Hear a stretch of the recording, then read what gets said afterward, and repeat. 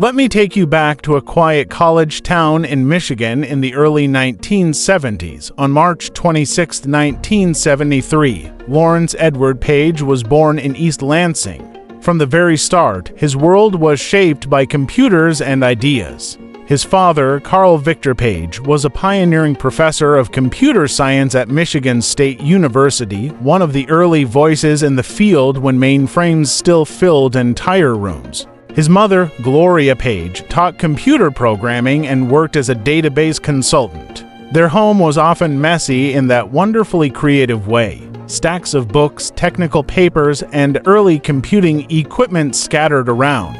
Technology wasn't something exotic.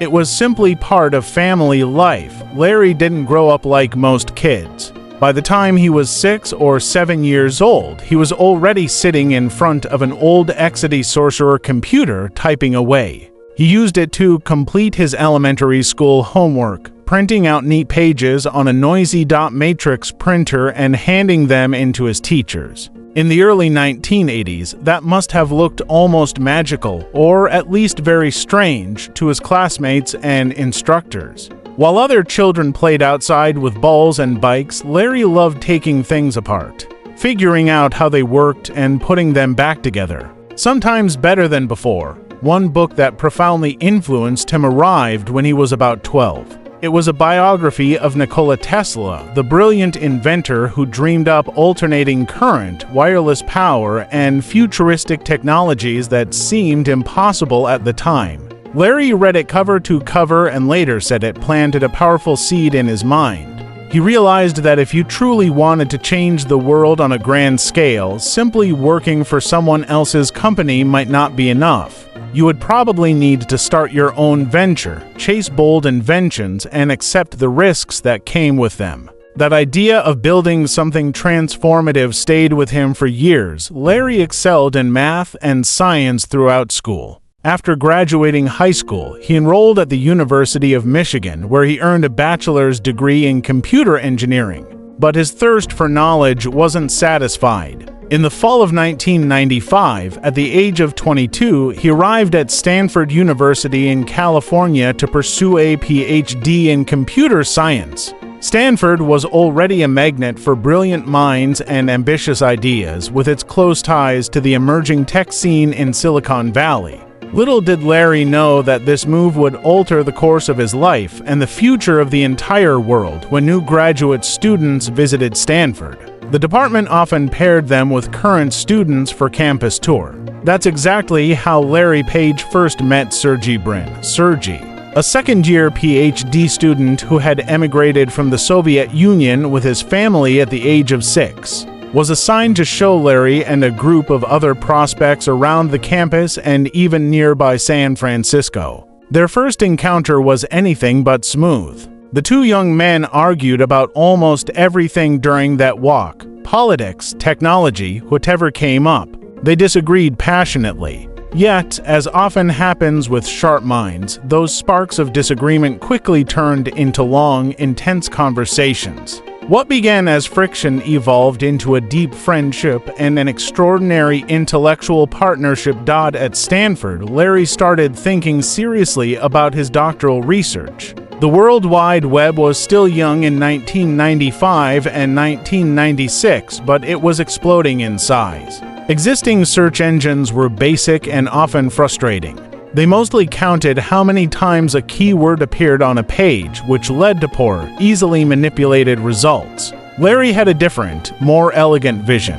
What if the links between pages could reveal something deeper? If many reputable pages pointed to a particular site, that site was probably more important or trustworthy. Links were essentially votes of confidence. This insight became the foundation of PageRank, the revolutionary algorithm that would later define Google's success. Larry began building a prototype. He enlisted help from fellow students Scott Hassan and others, and soon Sergey Brin joined the project enthusiastically. They nicknamed it Backrub because it focused on analyzing the backlinks pointing to each web page. The system lived on Stanford's servers and quickly gained popularity on campus. Students and faculty loved it. The results felt smarter, more relevant, and more useful than anything else out there.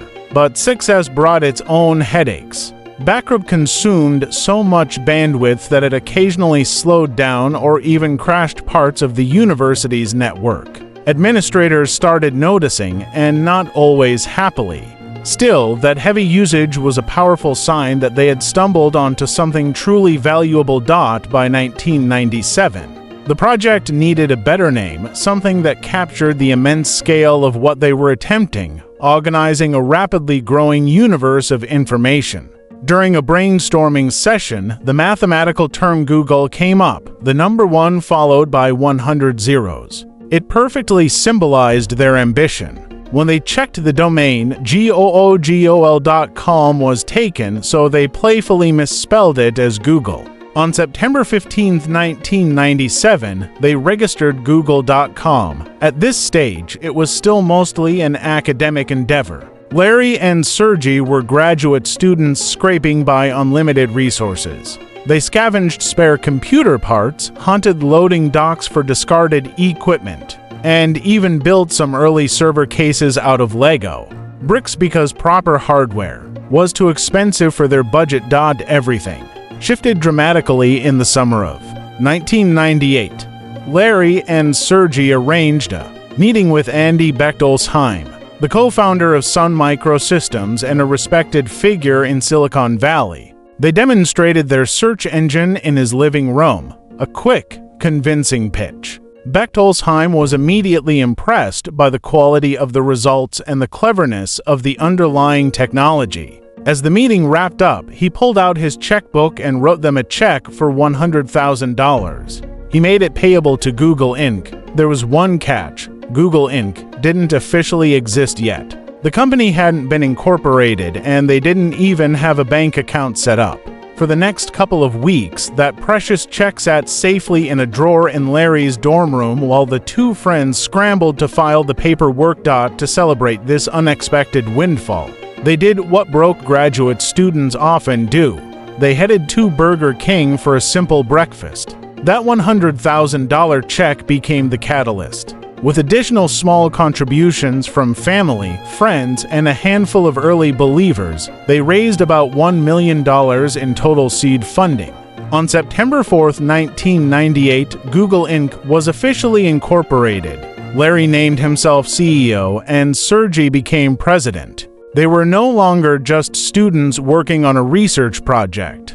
They were founders of a real company with a bold mission to organize the world's information and make it universally accessible and useful. Space was tight, so they rented a garage in Menlo Park, California, from their friend Susan Wojcicki for about $1,700 a month. That modest garage became Google's first world headquarters. They filled it with second-hand servers duct taped together, desks improvised from old doors laid across sawhorses, and colorful exercise balls instead of traditional chairs.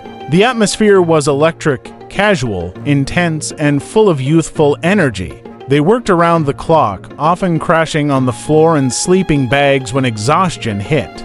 Diet Coke, pizza, and sheer determination kept them going through those long nights. Susan Wojcicki herself would later join the company as employee number 16 and go on to become CEO of YouTube. By late 1998 and into 1999, Google was handling tens of thousands of searches per day, growing rapidly through word of mouth alone. The homepage stood out for its radical simplicity: a clean white background, the colorful logo, and nothing but a single search box. In an era when other web portals were overloaded with flashing ads, news tickers, and distractions, Google felt refreshingly focused on delivering fast, accurate answers to users. The pressure mounted as the service scaled. Larry and Sergey were still trying to finish their PhDs while running a growing operation that sometimes strained university resources. At one point, they even explored selling the technology.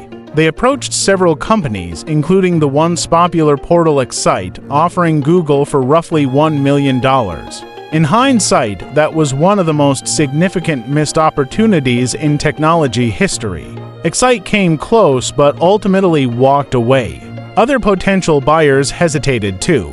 After those near misses, Larry and Sergey made a pivotal decision: they would not sell. Instead, they took a leave of absence from their doctoral programs and committed themselves full-time to building Google. In 1999. They secured a major $25 million round of venture capital funding from firms like Sequoia Capital and Kleiner Perkins. With that capital, the company moved out of the garage and into proper offices in Mountain View, California, the beginning of what would eventually become the famous Googleplex. They began hiring talented engineers, many of them friends or acquaintances from Stanford. The early culture was deliberately unconventional: minimal hierarchy, open collaboration, and a strong emphasis on innovation. One of the most famous policies they introduced was 20% time, encouraging engineers to spend one day a week on side projects that interested them personally.